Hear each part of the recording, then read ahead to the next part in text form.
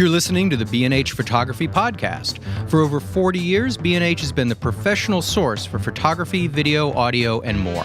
For your favorite gear, news, and reviews, visit us at bnh.com or download the B&H app to your iPhone or Android device. Now here's your host, Alan Weitz. Greetings and welcome to the B&H Photography Podcast. Today we welcome to the program a very special guest, Walt Iooss Jr.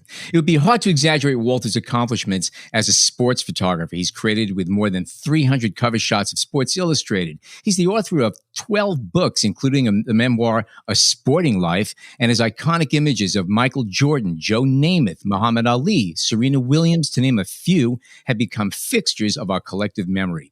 While we're at it, let's mention that Walter also shot for Atlantic Records during the golden years from 1968 to 1972 and is responsible for many of the well-known images from Sports Illustrated's Hate It or Love It swimsuit issues. And today we're going to be rambling down memory lane with Walter and discuss some of our favorite picks from among the umpteen zillion amazing photographs he's taken over time. We're going to talk about the athletes he's worked with and get his thoughts on the gear and tech changes that he's seen over the years. Welcome to our program, Walter. Well, thank you for having me today. Before we go on, a public service announcement. If you are listening, you might want to put the show on pause for a moment and open up the B&H Photography Podcast homepage, which can be found on the B&H Explorer website, and check out the photographs we're going to be discussing during today's show. That said, you are well known. You're an iconic photographer, a sports photographer who has taken a zillion iconic sports photographs. That said, let's talk about your Atlantic Record days. Well, music in many ways is more important to me than photography. It's like I cannot live without music on a daily basis. You don't shoot all the time, but my father was a musician and he used to bring me into the city. He was the last live band in New York City at WNEW. He played with Benny Goodman. He was a session man in the city. And I always believed I would have been a musician if my parents hadn't gotten divorced when I was young. So, you look at athletes today. Everyone walks around with headphones on. No one communicates. They're all listening to music. So, sport, in many sense, to me, is about rhythm. People listen to music. It's a tempo. Athletes have a tempo. The game is a tempo. So, I got started in 61 as a photographer. My first paid Sports Illustrated assignment. When you were how old now? 17? I had just turned 17. So let's go back to the beginning here, the genesis. I called up Sports Illustrated one day when I was about 15. I remember the phone number, even Judson 61212. They would process my film. As a sort of a kid, they sort of embraced that. I grew up in East Orange. I'd take the train into Hoboken, take the path, and then go to the games in New York. So my first assignment was July 9th, 1961. So this is my 59th year of shooting. Can I ask real quick, Walter, did you have any contact there or did you just make a cold call and you were a smart kid? No. Yeah. I never considered myself an aggressive person, but when you want something, you have to try to get it. And back in those days, you could actually pick up the phone and call the person you're trying to get and actually go directly to them. Oh, yeah. Very different environment. Just could I have the picture editor, please? Because you went through a switchboard. Uh-huh. And then I got some guy named George Bloodgood, and you could hear I was a kid, and I told him I had a portfolio, and I'll never forget. He said, "Do you have any nudes in it?" And I like, nudes? What? I don't think I had seen a nude at that point. Maybe I had. So maybe 3 weeks, 2.5 weeks after I graduated from East Orange High School, Sports Illustrated gave me my first paid assignment, $100 a day, which was a lot of money. I think it's gone up to 125 since then. A little higher, but not much. But yeah, you could live on $100 a week back then. That's right. And they sent me to photograph an 84-year-old sailor in Groton, Connecticut. So my father, who was Walter Iooss Sr., of course, had to drive me there. And so we showed up, and this guy, his big moment in Sports Illustrated. In the magazine in those days, the last page was called Pat on the Back. For someone like you or I that did something semi-exceptional in sport, but was not a professional. And so we show up, and I'm 17, my father, whatever he is, we're both named Walter Iooss. And when this guy learned that I was taking the picture, not my father, his face dropped like I just shot him. It was like, you sent a boy to do a man's job. And that was assignment number one. Wow. And did the photo run? Yes, it did. All right. Archie Chester, 84-year-old sailor from Groton, Connecticut. There you go. Wow. I remember it well. Huh. I saw the picture from it. It looked like I was going to have a heart attack. I bet. That's pretty big. But at that point, was working for Sports Illustrated the goal for you, or was it just something you got that job and you were happy about it? Well, back then there were two sports magazines. There was Sport Magazine, and that I also had worked for when I was young. And I mean, Sports Illustrated was biblical. Right. I mean, the best photographers in sport worked for them. They're part of the greatest publishing company in probably the history of the world. And no interest really in the daily news at that point, daily newspapers at that point, in terms of sports photography? Did you already kind of? Oh, I mean, are you kidding me? I looked at daily news they had some great photographers. Yeah, I used to see the pictures. No, I was possessed with images even when I was before a photographer. I love athletes. I love sports since I was, basically a baby. And I love the form of athletes. Yeah. So I used to have a room in our house in East Orange where I would cut out all the pages of the magazine. So the whole room was full of pictures from sport and Sports Illustrated. Well, I can tell you, I'm sure I did something very similar in my upbringing. And I imagine one of your photos is probably on the wall. I mean, in fact, I know it was on the wall. So that's something that passes on through the generations. No, that's the way you learn and inspired. Now, talking about learning and being inspired, when you started out, who are the photographers that you look up to? I mean, today you just go on, you put sports photography and Instagram on anything, and you'll just be drowned in amazing imagery. No two ways about it. A lot of bad stuff, but an incredible amount of really good stuff. Back when you were starting out, who did you look to? Who are your visual mentors, if I could put it that way? Well, I mean, they were all the Sports Illustrated photographers. I mean, there was my mentor who meant a lot to me was John Zimmerman. Sure. Okay. Hy Peskin, the all-time great action photographers, Mark Kaufman, Richard Meek, all the Sports Illustrated guys.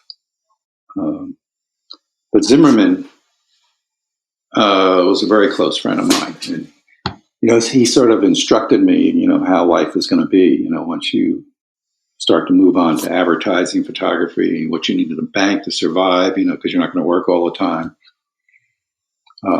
That's very important to have early on, because if you don't have a good mentor in that business sense, I don't care how creative you are, you're sunk. You really have to understand the business end of it. So that was priceless right there. That was very important. And, he lived in Connecticut at that point, and I assisted him. I modeled for him once. He was a tireless worker, invented cameras. He was a real photographic genius, and came from a wonderful family. When he moved to Beverly Hills, we always played tennis at his house. He lived a good life. Not bad. I want to touch on something that I originally wasn't going to, but you mentioned something that kind of caught my attention. And you're talking about that music is more important to you than photography, and you're really making connections between music and music and sports. Excuse me, let me take that back. And the rhythm, you were using the word. When we were prepping for the show yesterday, we were going back and forth, and John said, let's each pick 10 photographs that we really like. Now, I'm not much of a sports guy whatsoever. I recognize some of the faces in your photographs, but I'm looking at them as photographs. I mean, honestly, when I was a kid, I saw Mickey Mantle and Roger Maris play, and I didn't see another sports game again for like 30 years afterward. One of my kids said, can I go to a ball game? But one of the things I noticed about your work is that you are a highly evolved photographer. Your eye is very trained. And you're talking about the connection between music and sports and the rhythm and movement. And immediately I start thinking about compositions. Mm-hmm. And do you make a connection between the rhythm and the composition that you have in your head when you're listening to music? And again, rhythm and composition could be translated to audio or visual. Do you find a connection between that and the pictures you take? When I think of photography, there are maybe two or three things that to me are always integral. The background. I mean, most people don't think of the background, but if you have a bad background, you have a bad picture. The light, and then the eyes. Someone once said, I never met a wall I didn't like, because I like clean pictures. And even when I would do action, once I started to move from just straight news photography, I would pick spots on fields so I could have the proper background. It's not so hard to take a good picture at a game. What you always go for is one great picture. That was always my goal. Good is easy. How often did you hit that one? Because I know what you mean. You go out there and there's a certain thing, you set yourself a target and go, this is what I got to get. And I got it. Did you usually hit it at least once?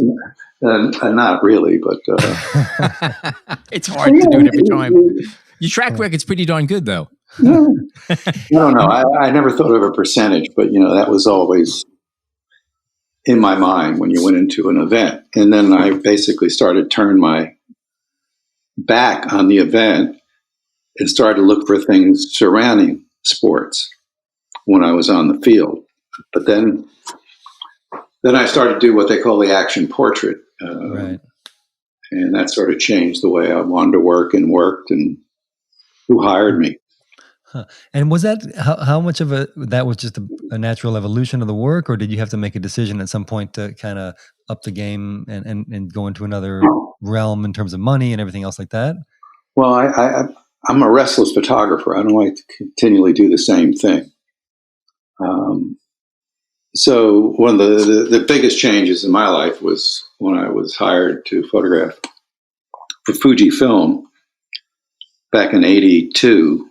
The U.S. Olympians, they trained for the Olympics in Los Angeles in 1984.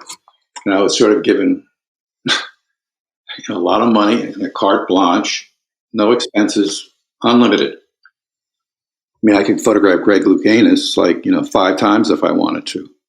Not that he would enjoy it, but. And that was a big change, because then you started to control your athlete. And that's what I wanted to do. I like to get a great athlete when I want to, not at noon, maybe at 5 or 6, make a set, light it, and create an image of the great athlete. That's what I'd like to do. Do you find most athletes are on the same channel as you? I would imagine in many cases, especially sports people and anyone who's in the spotlight, most of these people kind of like the attention. You get used to it after a while. It grows on you. How are they in front of the camera as opposed to say a performer or something like that, or anybody else you might have photographed? You've photographed a lot of musicians, for instance. Mm-hmm. I mean, do you find that athletes have the same kind of an outlook when they come into sitting? Is there certain that they got to put this thing out there, the persona, or am I just generalizing too much? I think you're generalizing. I think, you get more of an athlete when it's a commercial job. I mean, everyone thinks you have hours with athletes. I've had 1 minute on a stopwatch with Yogi Berra. On a stopwatch, for real? Yeah. Yogi? Hey, I'll take 60 seconds versus 0. So Yeah. No doubt. It's like any a lot of high profile like that. They literally walk through the room, and you got to grab them as they're passing through. That's what it boils down to sometimes. That's happened before, but it's like, you think of a famous athlete, how much time do they want to spend dealing with the media or in front of a camera or talking to reporters or writers? Because certain players could spend their entire life with the media. Everyone wants LeBron, everyone wanted Michael, everyone wanted Ali, everyone wanted Jordan, everyone, the same people are in constant demand. And, photographing Michael and back in 93 for the book Rare sort of changed, I think, how athletes saw me. Because so many athletes saw that book and owned that book because Michael was biblical to everybody else. Ken Griffey had that book. So it sort of established me a little differently with athletes. Word goes around. Yeah. Yeah. And Michael, you photograph in so many different situations. Obviously, there's the portrait work, but we're kind of curious a little bit about some of the non-basketball stuff, because you have him in the golf setting. You have him when he was playing baseball there for his little stint. Was he a different subject when he was not playing basketball? His body language was different. Did you notice things? Did you photograph him different when it was not a basketball? Well, he really, when I went to Birmingham to photograph him in Alabama when he played with the Birmingham Barons, he loved it down there. He was much more relaxed. I mean, it's playing in front of 20,000 fans is sort of wonderful. I mean, you can only imagine what it's like to walk on a court in Chicago, or in Boston. Players that have dealt with this, Larry Bird in Boston, Magic in Los Angeles. It's just in old arenas how incredible that must be. I mean, he was very relaxed then. He loved golf. It was different, these guys are competitive in everything they do. Everything. Everything's a game. You do anything with Michael, with these guys, it's like they want to beat you. I remember shooting free throws with him. I hit like 7 in a row. Then he threw the ball at my feet. We also played baseball because, I loved stickball. That was my favorite sport of my life. And Michael, he was a good baseball player. Yeah. And so I had him dressed up in his Chicago White Sox uniform one day after practice. And we played a 9-inning game of stickball. He beat me 2-1. Wow. My arm, of course, I hadn't pitched in like 25 years. I was like in a sling after it. Let me ask about this idea of this competitive spirit. I mean, of course, everyone has heard about Michael in that level, and it translates to most athletes. But how does that translate when they're getting photographed? I mean, and we're not talking about in the middle of a game, but if they're at a session and they're invested in the book, I mean, do they care how the images look? How did he give you what you wanted if you asked him for a pose or a look, or how'd that work? Yes, but it was still always a game. When we were doing a lot of advertising work long after the Rare Air book, we'd come in and we'd work with Gatorade, whoever it was. All the clients were, we're going to get Michael to do 15 dunks. And I'd say, well, I don't know about that. And we have 4 hours with Michael. I said, okay. I remember Michael, I was on the phone once in Chicago in the practice arena where we were going to do the shoot. He walks in and he said, get off the phone. I hang up. I said, Michael, they want like 15 dunks. He said, what are you, crazy? Do 5. I said, no, Michael, we're never going to go away with this. You got to do at least 10, 7, 6. So we hit on a number. I think we have 4 hours. He says, Walter, you're good. You can do this in an hour. Yeah. So that's what you do. Yeah. Yeah. There you go. That's interesting. Everyone wanted to hang out with him. Yeah. I had to put police tape up at a shoot once. I believe it. I had to put the whole shoot off because he was a biblical figure. Maybe I can ask a question, changing gears a little bit to cameras and whatnot. When autofocus came into the picture, how did that change your world, or at least the world around you, or did it? Are you kidding? That's the greatest thing that ever happened in photography. Yeah. Autofocus? Yeah. Oh my God. Well, I mean, specifically in your world, I mean, at that time, I mean. Well, action obviously, makes things infinitely easier. But, one of the criteria for being a very good action photographer was being able to focus without autofocus. Yeah. You had pet lenses you would go to, it's just one of those things. But autofocus, even beyond action, for portraiture, for everything, your eyes aren't as good as they used to be. I mean, I think early on that wasn't necessarily the case because for the first few generations of autofocus cameras, it was basically a little centered spot, which is where you had to keep your subject, which really was frustrating because you don't always want your subject dead center, and that added a lot of little challenges to playing around with compositions. But once they got that dot moving around, then it was good. Much better. Yeah, I remember my first Canon. All you do is focus and click. We used to do these Peggy Fleming commercials. Do you think autofocus has increased the competition as well? That's my guess. I would have to agree. I mean, it's, but there's still, even if everyone has autofocus, there's still some people that are better than others. Oh yeah, yeah. I mean, there's still excellent sports photographers out there, but most of them now are, with Getty because the magazine business is shot. Yeah. And what do you shoot with now? Are you still DSLRs? Do you jump to mirrorless? What Canons? No, I haven't gone to the mirrorless. Yeah. I usually, most of the work I do is portraiture now. So right. I have a zoom lens. Fixed focus is just, you've got to be a lunatic. Basically, my whole life is in a short zoom. Yeah. Now, you mentioned you're doing more portraiture lately, or mostly portraiture. Is this on the field or outdoors, or is this studio portraiture, or both? Well, the only, it's been a tough. I hadn't worked.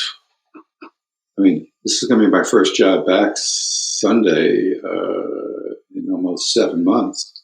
No one was working. Yeah, that's true. So the last shoot I did was back in around March 1st in Florida. I had an interesting story when Kobe passed. It was an old friend of mine. It was one of those moments, that I'll always remember.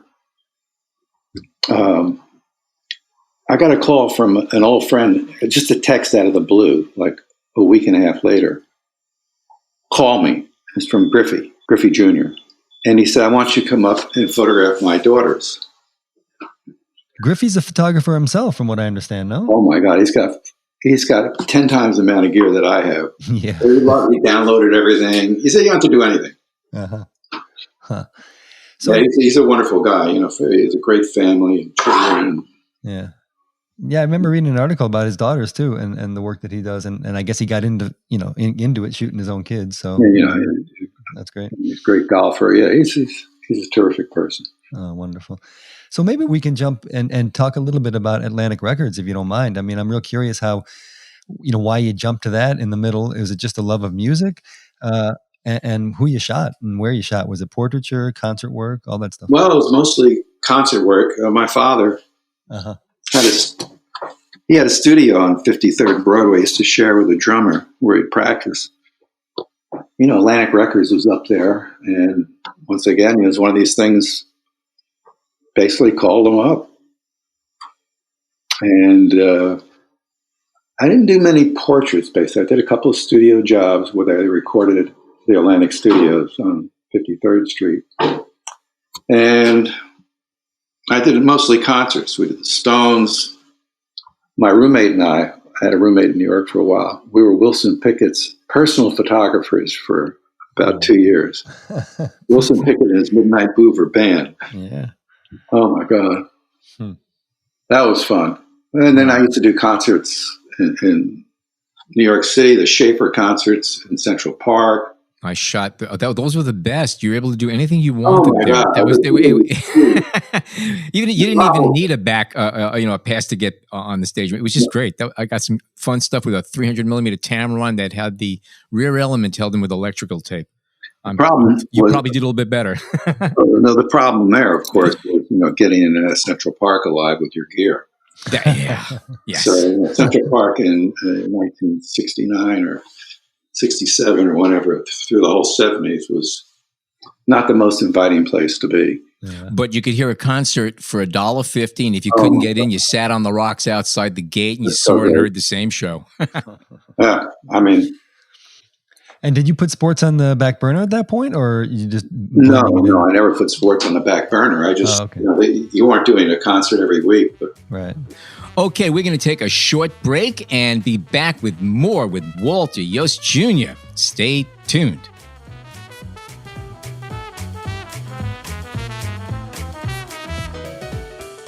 We hope you're enjoying this edition of the B&H Photography Podcast. The best way to support the show is by subscribing on Apple Podcasts, Google Podcasts, Spotify, or wherever you get your podcasts. For links to gear and more information on today's guests, check out the show notes in your podcast app or visit our homepage on the B&H Explorer website and join the B&H Photography Podcast Facebook group. And now, back to the show. Okay, we are back. John, you had a question. Right, I do, and I'd love to maybe just bounce a few photos off you, Walter, and get your thoughts on them. And I'm going to start with a series that you must have done pretty recently, or at least I'm curious how it turned out. Andy Samberg is a comedian who he recreated a lot of your famous photos. Were they your famous photos, or your photos of John McEnroe, Bjorn Borg, and Jimmy Connors, that era of '70s tennis players? I mean, it's one of the greatest eras ever, and those images and that style of photos are pretty iconic. So he went back, the comedian, and kind of dressed like these guys and recreated these shots. How much was that your photos all along, and repeating your photos? And how did you feel about that? How was that shot? The New York Times hired me. The New York Times Magazine, Kathy Ryan hired me for this job. And we went to a studio, and they took a background of a Wimbledon photograph I took, basically as a net. And Andy Samberg, I mean, when he came out as McEnroe, he started to laugh. Yeah. So you shoot him as McEnroe, then he goes, the makeup, and they put the headbands on for Borg, and he's got the long hair, and he comes out, and he is Borg. And they piece these two pictures together, run the background from Wimbledon in, probably 1975 or something, and create this incredible idea. This was a concept created by someone at the New York Times, not my idea. Yeah. I think it was I just put it together. But they were they homage to your photos specifically, or just some photos from the era? That's what I think. Thinking. Well, I think they utilized some pictures I had taken. Okay. Before a Wimbledon event, they always stand at the net and pose for the photographers, which they hate, because at that point all you'd want to do is play. But they stand there for 15 seconds, boom. And that was what the photograph was recreated as. Yeah. No, I thought those were great. Let me ask also about, there's a photo from 2003, and it's Muhammad Ali and Joe Frazier. Yes. They're obviously older. It's a sepia toned image. I don't know exactly how it was shot, but how'd that come about? And can you talk a little bit about Ali at all? Well, that's one of those moments, in my life that, you'll never forget. I had an idea of doing, that year, great rivalries in sport. Like obviously Ali Frazier. I wanted to do Borg McEnroe, but we couldn't get them together. Martina and Chrissy, and obviously Ali and Frazier. I'd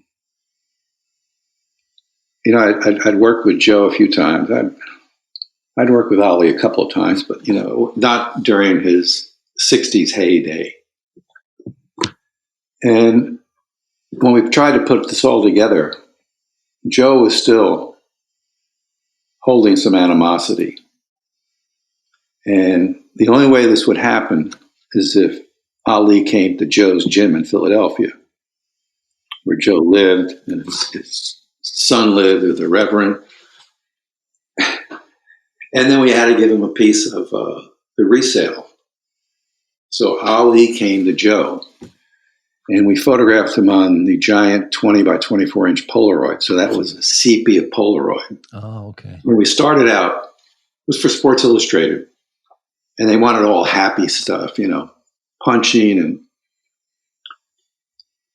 I mean, Ali never responded once we sat down to shoot to me. He understood what I was saying, but he could never verbalize anything back. So at the end of this hour we spent with them, I said, no more laughing. Let's just take a few pictures of you two guys sitting. And then we switched to the sepia Polaroid. And we hung all these Polaroids, these giant 20 by 24 Polaroids up on the wall in Joe's gym.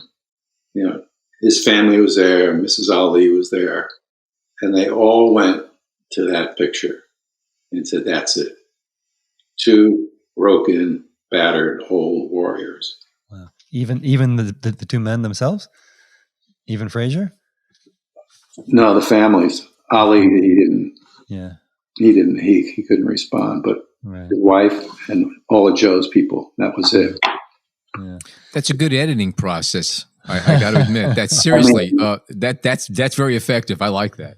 Well, it's the most powerful camera for emotional attachment and just general emotion in the studio, because it is bigger than life. I mean, I've photographed so many families, and I love that. Just the fact that you have that instrument there, and that's an imposing camera, that giant Polaroid camera, that brings a certain presence to you, and I don't know what the word is though, but it brings a new level of seriousness to it. And if you went through that much trouble to sit in front of that thing and bring that thing and set it up, I think the people who are sitting in front of it have a very different attitude than if you just picked up your Canon and with a 70 to 200 and aimed it at them. It's a very different event. The I agree. occasion is now real. It's now a formal occasion. Well, there are only 3 of them in the U.S. Yeah. There's one in Cambridge, one in Manhattan, and one in San Francisco. And the studio in Manhattan was on Broadway downtown.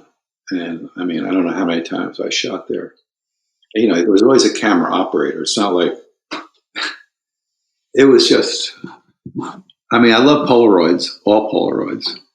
There's something so beautiful about the Polaroid, whether it was the SX70 or peeling a Fuji Polaroid off, or 8x10s, 4x5s. I mean, that's always been my favorite form of photography. That's incredible. That must have been an incredible shoot. I mean, so you brought the camera down to Philly? Yeah, they drove it down from Manhattan to Philly, to Joe's gym. And it was a one-day shoot? You know, an hour and a half, 2 hours. Oh, that's it. Okay. That's working fast. I'm going to jump over real quick to another quick photo. It's Emmett Ashford, 1968. It's in the dugout. Looks like right before a game. Yes. And let me just mention that Emmett Ashford was the first African-American major league umpire. Correct. And he's got a real interesting history himself, and he was quite a character. But I imagine at this time, I mean, he'd been working for a bit, but was that an assignment to cover him, or how'd that photo come about? No, that was game 1 of the 1968 World Series in Detroit. Gotcha. And I was in the dugout before the game, and the umpires stood there. You know, it's just one of those pictures, you know. It just all fell together. You know, obviously, you knew who Emmett was because he was unique. I always loved the old Detroit Stadium. Mm-hmm. Yeah, that's a great shot. I mean, see, only baseball as a sport to photograph could a picture like that mean anything. It doesn't happen in any football. It's not happening. Maybe that's it.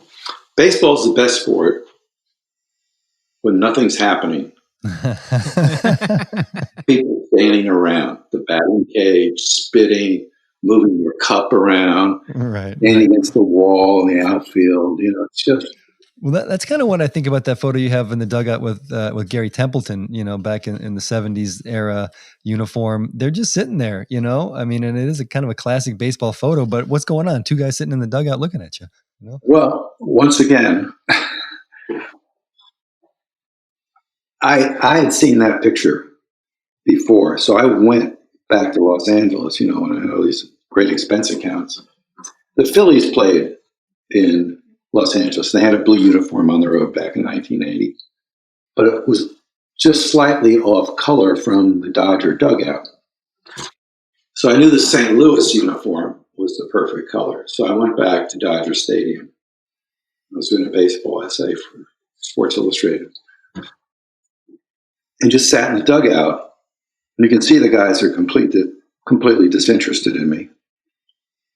But everything's perfect in that picture. You know, their stirrups, their socks, the red, the blue, their faces. So it was planned out in some ways. It just had to have the right people sit at the right point. Another shot in the dugout. Yeah.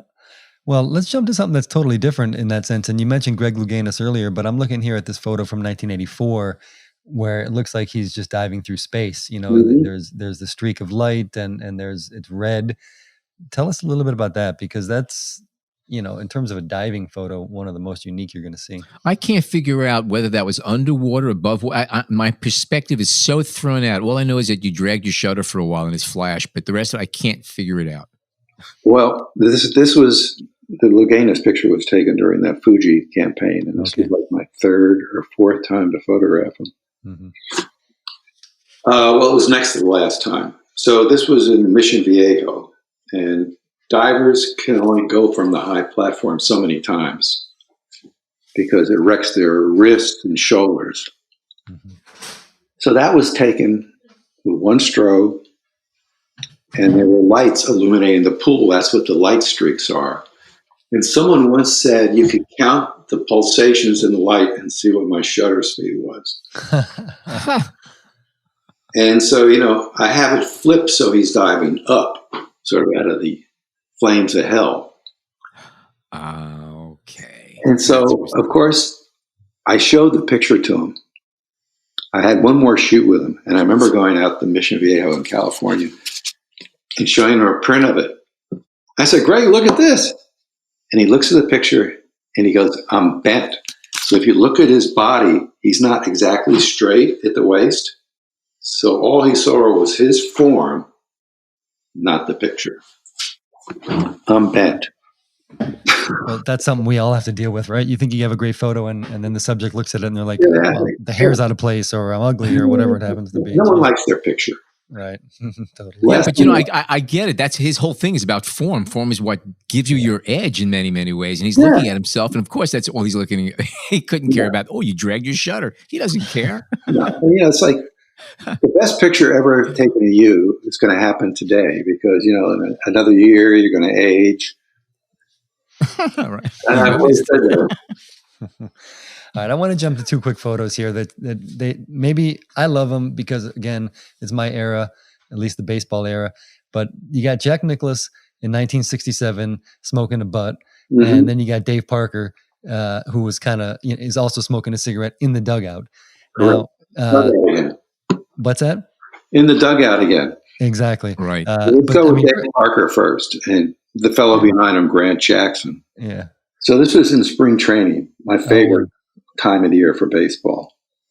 And we were in Bradenton, Florida, and I spent a lot of time with the Pirates. So I was embedded with the Pirates many times. Pittsburgh. This is in that era, that We Are Family era. They were a pretty partying group. Right? Well, it was just preceding the We Are Family. I think Willie was there at that point. But you know, it's like a 35 millimeter lens. You know, I'm right in his face. This is just before the start of the game. I had a book that came out on baseball the next year by Harry Abrams produced. And the New York Times ran a review of it. And of all the photographs I'd taken in sport and baseball, they ran the picture of Parker smoking. And apparently this really pissed him off because, you know, this is the one image of him and he's like smoking. The guy behind him looks like he's smoking weed, but he wasn't. And I heard Parker was really angry with me. You know, his nickname was the Cobra. He was like 6'6", a very imposing person. And I ran into him at a game one day and he tore into me at the batting cage. It was like really awful because he was so upset with that photograph. Sports Illustrated also used it in a photo essay. Everyone loves that picture. But became friends again. Something I'm wondering about, I'm looking at both these photos, and they're both terrific photographs. I'm not used to seeing Nicholas in that young and looking like James Dean. Well, But neither one of these pictures would really be used at all these days. This is just so. It's just with a cigarette like that. I don't think nobody would want these pictures out. Am I? well, Is that right?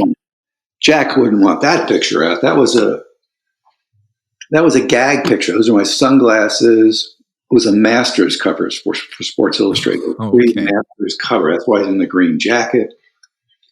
And as sort of a joke, I mean, he smoked at that time.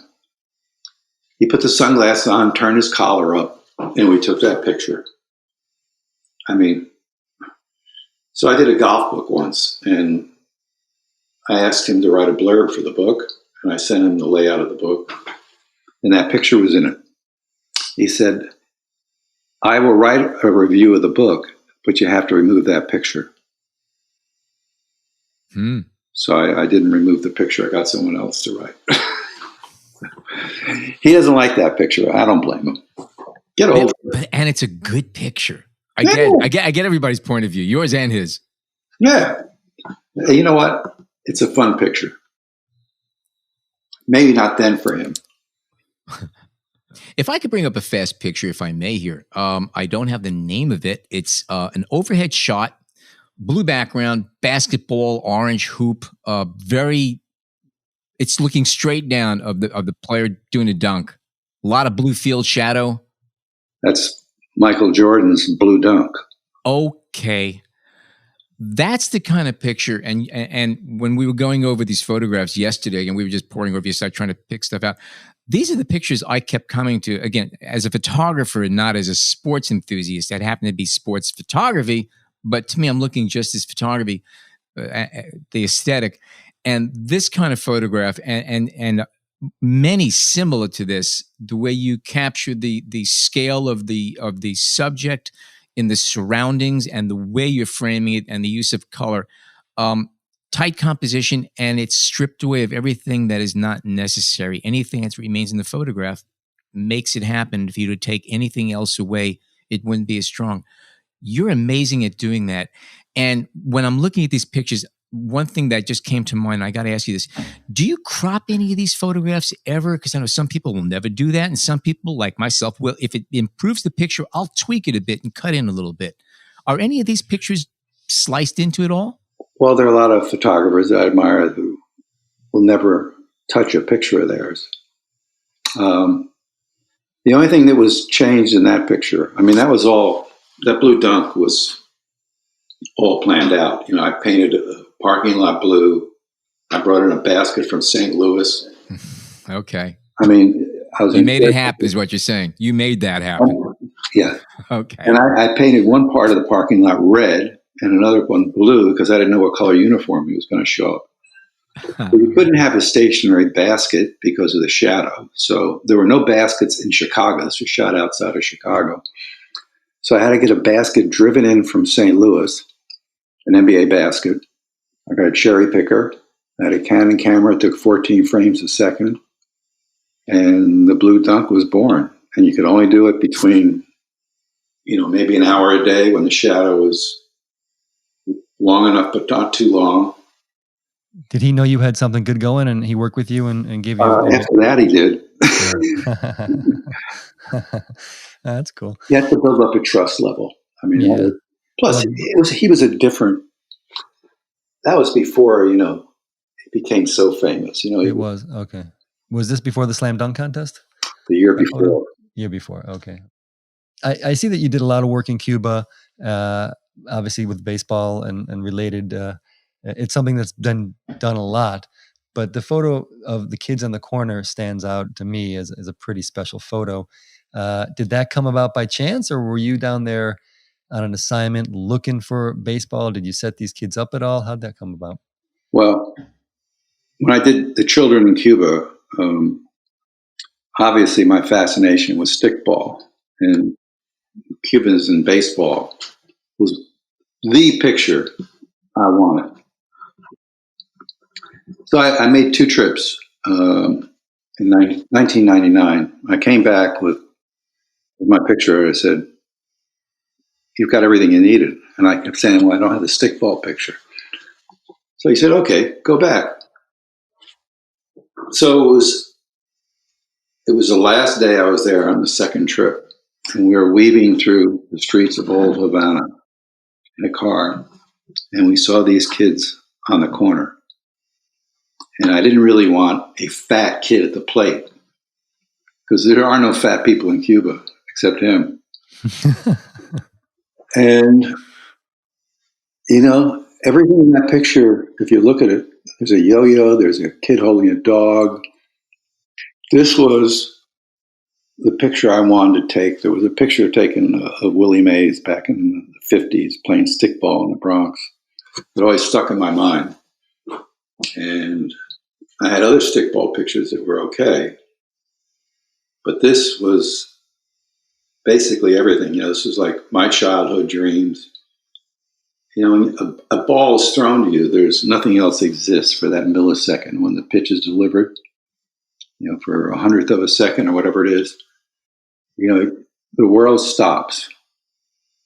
And that's one of the beauties of sport, I think. When you play, when you shoot a ball, when you catch a ball, nothing else exists except that millisecond. And that's what I think is part of that picture. The joy of sport for children. Yeah, it sure is. And I'm trying to look at the eyes of the kids too to see if their eyes are on the ball or if they're looking at you or what's going on. It looks like a mixture here. Because that millisecond takes everybody. They're looking at the tape ball. Yeah. And those kids all lived in that area, apparently. Oh, yeah. Now, in a similar styled question, I suppose you have a photo of a gymnast in Leipzig, East Germany in the 70s. And this is the middle of, the Cold War. And it seems like that photo captures everything about our image of Soviet bloc athletics at the time. Can you talk about that assignment and what got you there and how many photos came out of it? Because that one just is incredible. Well, Sports Illustrated assigned a writer and I, a guy named Jerry Kirschenbaum, to go to East Germany. I mean, how could that happen? Let me tell you, that was not a very happy place. Yeah. The story was basically because everyone thought the East Germans, and they may have and probably did, cheated. So we're sent there to this horrible place to try to get people admit you're using drugs. But we went to a lot of events for children, a swimming event, and this gymnastic event, which, look at the faces in that, and the little girl, and it's, it doesn't exist. Yeah. And I love children in sport. What's your favorite sport to photograph, and what's your favorite sport to watch? And are they different, and why? I guess baseball is the best. For photographing or for watching, for enjoying? Well, I still think, when real sport comes back, God knows when, the seventh game of a baseball playoff or the World Series is still the single best sports event. I think the National Football League is destroyed watching games with all the commercials. There's no tempo. Yeah, I agree. Watching the National Football League, I love Premier League soccer. 45 minutes, they stop. They play 45 minutes with like 4 or 5 extra minutes. That's sport. I like watching golf. Yeah. I love golf and no fans. I don't care. There's a great tournament on now. I'm getting used to no fans. Yeah. I haven't been able to get used to it yet. At least not watching the NBA. Baseball, I can do it. Speaking of golf, those series you did with Lee Trevino are hilarious. I don't know. He must be a character, but those setups are just ideal. I can't believe it. Well, that was for a Japanese cigarette company. Ah, okay. That makes sense. That was great. And out in Palm Springs, I forget what cigarette. I don't smoke, but, they all came into this meeting. Everyone came in from Japan. There were like 10 people, and they all sat down at a table, and we sat there, and they all took cigarettes out and started chain smoking when we had the meeting. But Lee Trevino, he may be the funniest man I've ever met in sport. I mean, he was a fabulous player. I knew him a long time. I had Thanksgiving dinner with him. Oh, wow. But, he made the pictures great. So, I want to jump back to the beginning of the conversation where you talked about music. Clearly, throughout your life, you've made friends with athletes, and you have dinner, you have Thanksgiving dinner. I mean, do you feel at home with athletes around you? And how about with musicians? Do you feel at home with musicians around you? Is that kind of, as again, the links between the two kind of serve you and your personality, and not serve you, but jibe with your personality? And is this something that has kind of been part and parcel of your career and your life, just the ability to kind of socialize and understand them and they understand you? Absolutely. Musicians have their own way of talking too. I learned that from my own man. And athletes, I think, people sort of sense you have a special feel for something. You can't separate it. Musicians certainly have their own way of talking and listening. And, my father used to tell me, you walk down the streets of Manhattan, do you hear that? Listen to that. And you'd hear all these things in the streets, whether it's a jackhammer, anything, you can hear beats. Athletes see things a certain way too. Good athletes. Okay, Walter, terrific having you as a guest today. It's been wonderful chatting with you. Listeners, if you'd like to see more of Walter's work, in addition to the photographs we spoke about today, his website is walteriooss.com, and his Instagram is Walter Iooss. And by the way, Iooss is spelled Iooss, first name Walter. That one you can get. In the meantime, if you'd like to subscribe to the B&H Photography Podcast, it's a piece of cake. All you have to do is head on over to wherever you subscribe to podcasts and type in B&H Photography Podcast in the search field. And next time an episode goes live, you're going to be one of the first people to know about it. You can also find us on the B&H Explorer website and on the B&H Photography Podcast Facebook group.